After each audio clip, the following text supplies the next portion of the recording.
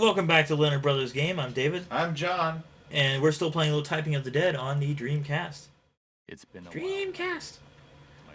If there was a little space there, the timer didn't actually show up until like 4 seconds in, so I wasn't really sure whether it was actually recording yet or not. So I had to wait until I actually saw the timer. So if there's like a 4 second of nothingness early on, please excuse it, for it did not tell me until it was too late. Okay, now that you dwelled on it for an extra 30 seconds. Well, these kind of things, things bother both of us that shouldn't really bother us, but they bother us anyway. I don't think it really matters to the audience. Okay. 90% off. How do you... Is it just like... 90% or... no, percent off. That gets really tough. Automatically, the difficulty... This is one where the difficulty curve... Just, E and... Okay. Nice. A. Okay.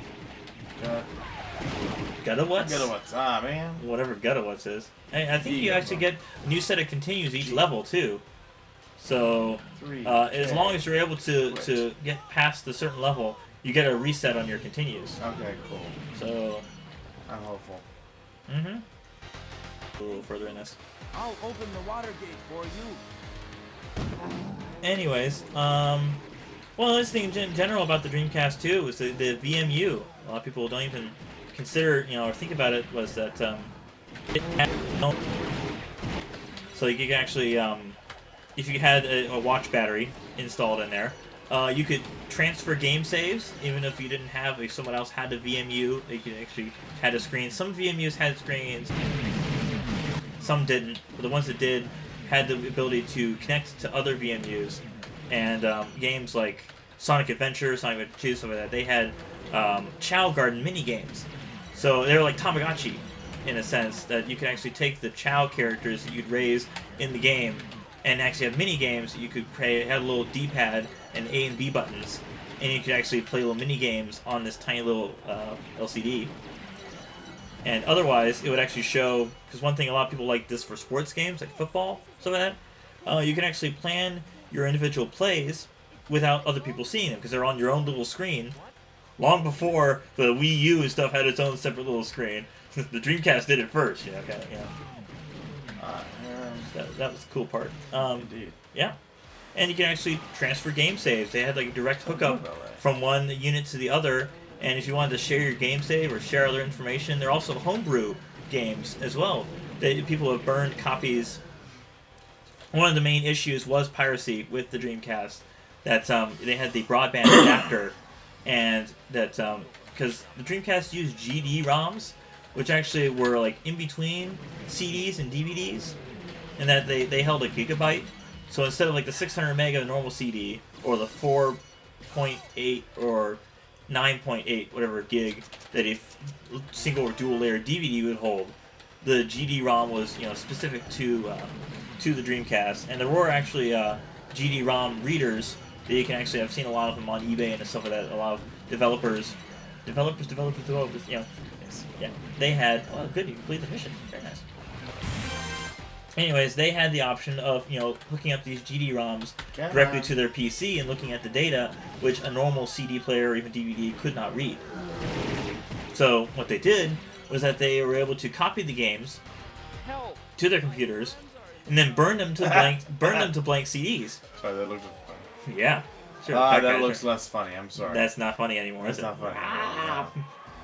Hydra. Type 8000. It's not over 9,000, so you're safe there. Okay. But anyways, the gas. You have to type in the right answer. Oh, ozone. Okay. Read what you tell your dog. Speak. Tell me what the words are. Which food is cooked? Sushi. No, hamburgers. Arr. Unfortunately, you have to finish it. Yeah. No, I think if I press enter it'll reset it. Okay. Which one rolls? Fire. No, boiled eggs roll. Yeah, we're rolling fire. Kind of, maybe. Apparently that did not work out so well. That failed. Anyways, what people would do with blank CDs was able to burn discs that, even though most games were 800 or 900 meg and wouldn't fit a normal 700 meg CD, they would have this thing called overburn. Certain burners like Alcohol 120 or Disc Juggler were specially designed to burn backups of Dreamcast games. They would have a special setting to do so. You want to try a different level? Or I guess, yeah. Yeah, I'll try different things. Or retry that level because I think it's unlock them in order. So I guess you can maybe go back in. I don't know whether they repeat the same words, meaning like the same questions, or if they vary it up a little. Last one. Typing Masters. Why would they let you go to Chapter 5 even though you hadn't beaten it yet? It was Chapter 3, right? I think so. Well, you're going to select it anyways because you ran out of time. I can tell. Yeah. That's kind of rude. Alright. Yeah, well, I mean, it's from the arcade. It's based on... Because the arcade style, you would scroll through and you have a limited amount of time to... Take a choice. Take a choice, Take move a on. shot. Take a shot, yeah. Well, the 1990. Anyways, what people would do, they would actually burn copies of games. And this was a way, for a lot of people, get games like Propeller Arena was maybe another game that we might cover at some point. But it was one of the last games that was supposed to be released on the Dreamcast, but it was back in 2001 when 9/11 occurred, and the reason it released 9/11 was because it was an aerial combat game where in one of the levels you flew through a city, and in this city were lost skyscrapers, and you could crash your plane into skyscrapers, which being released, it was supposed to be released right around when 9/11 occurred, and they said, that was the excuse, that they gave that they weren't going to release it. But the other excuse was the Dreamcast was already dead at that point. The PS2 had come out, it already had DVD support, it was the future, it looked better, it played better, it was what everyone was really waiting for, and Sega's last hurrah was, a lot of games. Man, that is difficult. They need the ticket machine. Random. But at least it's relatively easy to type. Yeah. It's more traditional than random gobbledygook that you have no idea like what the word is or percentage. That percentage sign that stood up earlier really shot you in the last version. It's like percent, like I can't do it. I wonder if it would just let you type in the same number of the percent instead of having to do shift percent. I don't know. Maybe if that shows up again, you should try it. If you show up focus on those single letters first. Yeah. Because they're the ones that are actually, directly hitting you. Yeah, going directly. Projectiles there, rather than, But there are actually still games being released for the Dreamcast. In fact, I found it this week.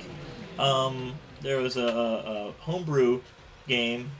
That's I think most of them are like bullet shooters. Bullet hell shooters? Yeah, that's what they call them, bullet hell. Like that was just now. Like that was just now. Too many letters. Yeah, everywhere. Letters. Type everything! Letters everywhere. Type everything, yeah. Just to fire everything. Yeah. Type everything. There we go. There you go. I made a joke. I made a funny ISDN. But this system is like way ahead of its time in terms of, including broadband, including microphone and the VMU and all kinds of other stuff that so much of the technology in the games obviously looked better and played better. At least, I don't know, the Dreamcast controller took a little bit of getting used to. Certainly not as much as, say, the Duke controller on the original Xbox. The Duke controller was the one that was known as notoriously gigantic. Okay. And difficult to wield. Alright, help me with this party gun. Okay. I guess I'm going to start asking the questions. Yes, and hopefully I will answer them hopefully correctly. Yes. Yeah, that would help. So, which is the breakfast food? Waffles, yeah. Okay. Which is in the bread group. Garlic bread. Duh. Why are you typing... Enter, back out. Try to, Garlic, Food is cooked. Watermelon. Chicken. Chicken salad. Chicken. Yeah, gotta cook that. There we go. Okay, no, better than that. Music store. Piano. Give us the simpler ones. Give us the short ones. Girl's name. Samantha, yeah.